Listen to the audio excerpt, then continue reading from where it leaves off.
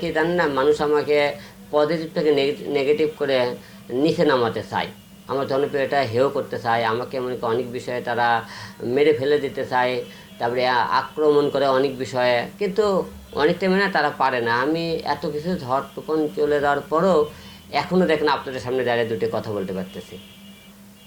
আসলে একটা মানুষকে যদি ভালোই না বাসতো মানুষ, তার কাছে ছুটে আসতো না কেউ।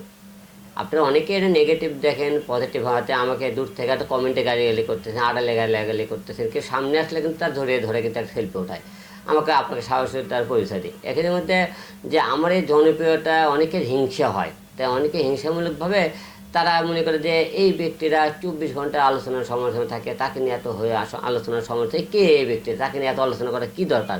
অনেকে এই কথা বকা দেয়, গালি দেয়, অনেকের হিংসামূলক মনে করেন কথাবার্তা বলে। আবার দেখেন তারা কিন্তু একটা গ্রুপ আমার পেছনে আবার ছুটতেছে ছুটতেছে ছুটতেছে। তো আসলে আমি আগেও বলতেছি, এখনও বলতেছি, আমি পিছনে ফিরে তাকান শিখিনি, আমি সামনে এগিয়ে যাওয়া শিখেছি। কে কী বললো না বলে আই ডোন্ট কেয়ার, সামনে